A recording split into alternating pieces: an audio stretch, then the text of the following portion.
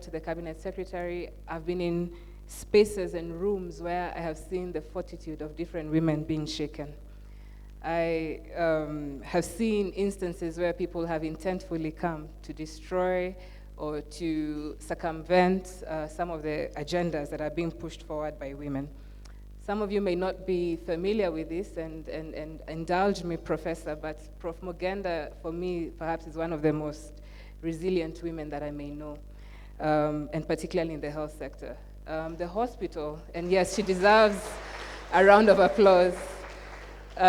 Many don't know the story because we are very good as government at putting mirrors and facades, but for you to see all that is happening within that hospital, it has taken tears, true tears. Am I not wrong?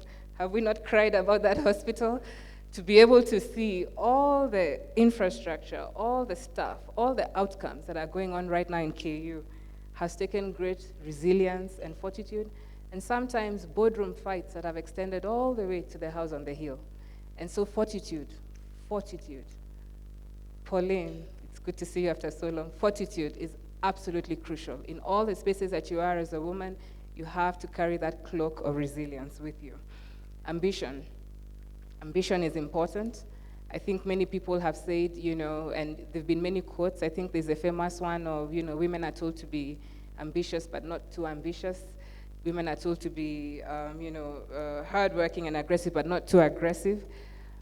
I am almost resolute in my belief that without ambition, you will not be able to break down those barriers, windows, ceilings, walls that have been put up in your way. Do not be fooled, women. Do not be made to cower. Do not be made to think that your ambition needs to be tapered. You need to be ambitious. But the ambition needs to be focused and not bridled, if you get what I mean. So go forth, be ambitious. I have been absolutely ambitious. I can tell you, I put my neck, my head, my space in the line many times for me to be where I am right now. There are times where I've had to also edge out some of my male competitors through ways which you have to, because ambition is necessary. It's never, ever going to be given to you. Never. The world doesn't owe you. That boardroom seat is not there for you, despite all the interventions that would be there, be it affirmative action, for which I believe in and support. You have to be ambitious. You have to go and grab it. And that's my sort of experience all through in terms of the spaces that I've been in. And even with the women who I look to right now, they all tell me you have to be ambitious. You have to want it. Diligence. Without a doubt, you have to work 10 times more than your male counterpart. Without a doubt. I have experienced this all the way back to my homestead, and if my mom is listening, forgive me. I have to work harder than my brother at home. It doesn't matter, in terms of, I don't know how I'd describe this. There's just sort of an expectation that the world and culture and society has imposed on women, all the way from our upbringing to where we are today. And it's the same that I've witnessed. Working as a personal assistant, stroke TA, stroke all that work, all those hats that I wore, I did have male counterpart doctors I was working with. But I had to be the one who would do the presentation, do the research analytical work, do the stakeholder management, and then carry the printer to Geneva and do the printing, and run and fix the bilaterals. Do it all. And then my counterpart would walk in to sit in the meeting with me and listen. And that's just a little example. Within the Ministry of Health, one woman that I admire a lot is PS Susan Mochache. PS Susan Mochache sits in what is known as an NDITC meeting. It's a coming together of the PSs, whereby most of the policy actions in Kenya in the public sector are ratified at that level before being passed on to cabinet. This is through an executive order that came out about 2-3 years ago. I have attended those meetings, and again, fellow PSs, don't judge me. I have attended those meetings, and there are fewer female than male PSs, by far. Fewer female than male. I think almost 42 PSs, if I'm not wrong, and the women are fewer. And in several meetings that I've been to, I have seen the women PSs do better presentations, be more alert, be more careful on detail, and be ready to answer all the questions that usually are pounced at them. And to explain to you, the NDITC is like a dragon's den. It's not a fun boardroom where we are having teas and mandazis and we are all cordial, because it's the negotiating table for the government resources and action plans. So you have to be really tough and really know what you're talking about. I was sharing with the PS some time back that when we're presenting at the NDITC, she has to do 10 times more than her male counterparts in those presentations. She actually, the night before, is busy in the office going through an element once, twice, thrice. My fellow PSs, PS Muraguri, who is my friend, may walk in with his briefcase. Today, in Lance, this is what is going on. But PS has come with a whole, a whole raft of justifications of why her project should be funded. It is the same situation in cabinet. You have to speak louder, you have to work harder, you have to have your facts 10 times more than our male counterparts. I suspect it's the same situation in Nairobi Hospital, in the board of governance, even in the directorship. Calder, you have to work 10 times more to prove to these people that you should be the chief nephrologist. And so I think for me, what I've come to appreciate is to not carry it as a burden, but to perhaps then, instead of doing it 10 times more, do it 20 times better. Because we inherently can, right, women? So we do it.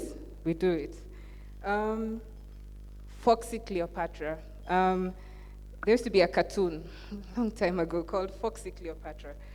When I was thinking about what I wanted to say today, I was trying to define the element of being a fox.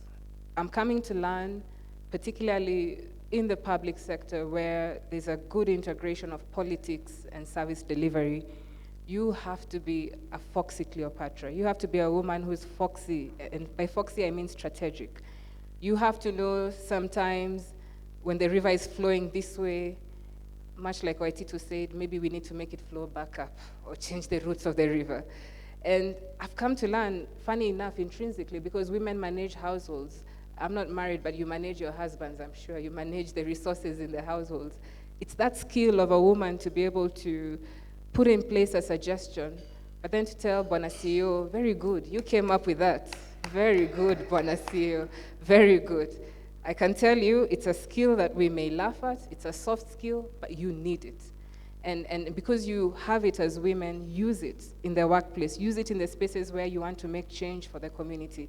Know how to navigate and use your wits. You know, that strategic thinking that you have as a woman to be able to lead to some outcomes. And this we've employed in so many ways. In some of the funding that gets funded, I've seen us employ these tactics to be able to see how this can move forward. And so again, important skill to have. I must say again, like I said, I'm seeing fantastic women in this room.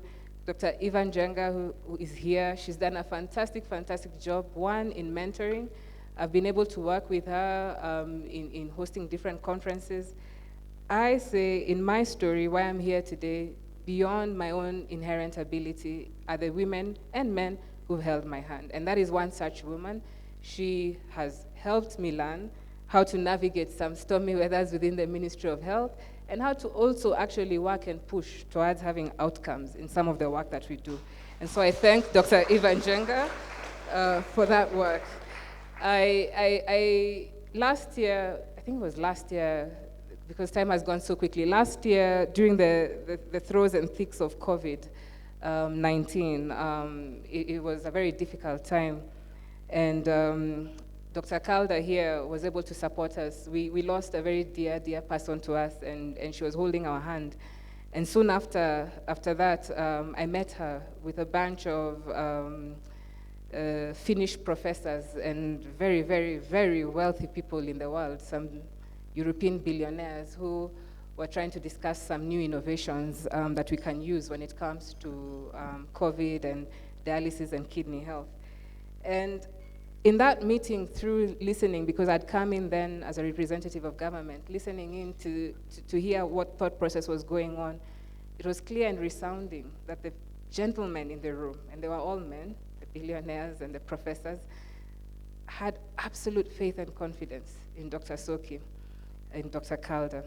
And it was interesting to also watch how she was able to, through her own effort and initiative, draw them out, try out the device within the hospital, and then pull in other sector stakeholders to be able to see if we can go at scale with that technology. Again, we need to applaud that because that's what we have to be as women. And when I say this, I think for me what was inherent is that sometimes you need to go outside of your normal remits. It is easy for me to sit and work just in the public sector, in the ministry.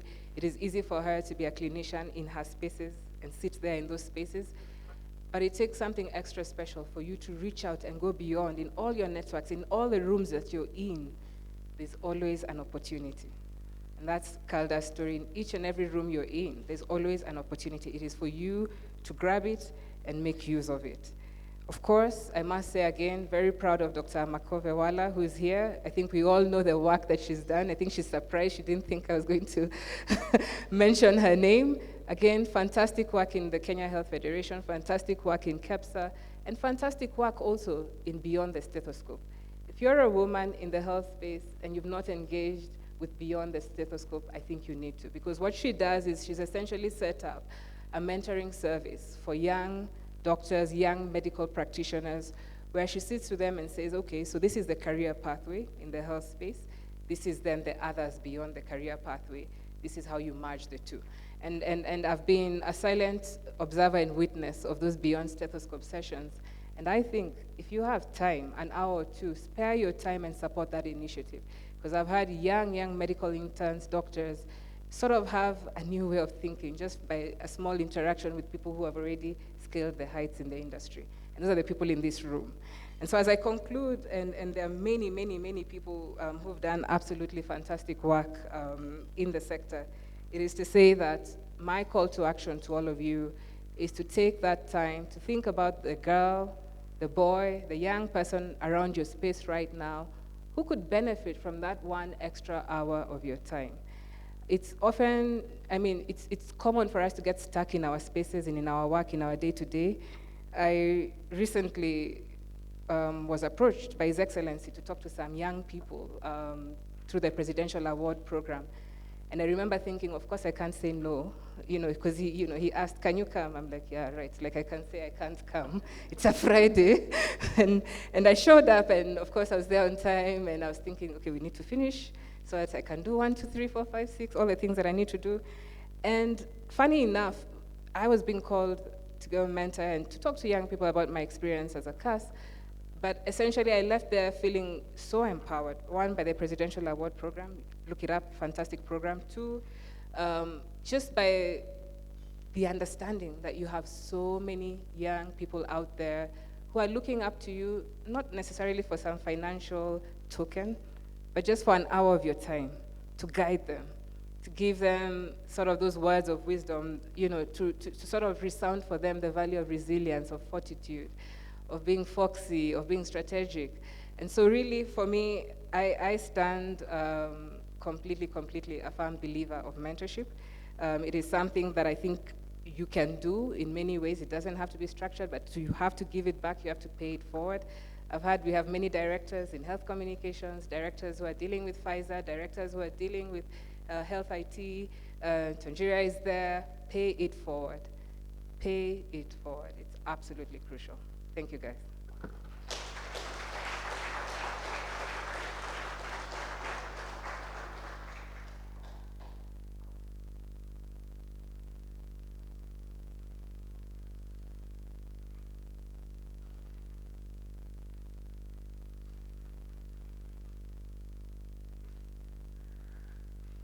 I promise not to come back here. Thank you so much. Yes, but that's not my responsibility. We have a very good facilitator for the next session, who is Dr. Khalida Soki. She's going to facilitate the open forum, the panel discussion, and what we'll do is we'll request all the panelists to come here. I think they'll sit at this table.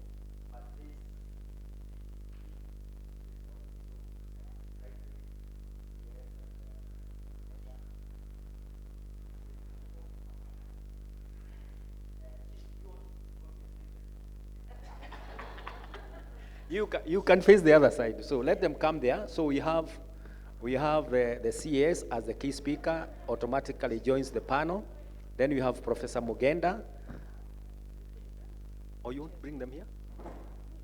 Or we can bring the chairs here? But in the meantime, as we set up the chairs, there are a few people who came in who did not introduce themselves. So let's give them an opportunity to introduce themselves quickly.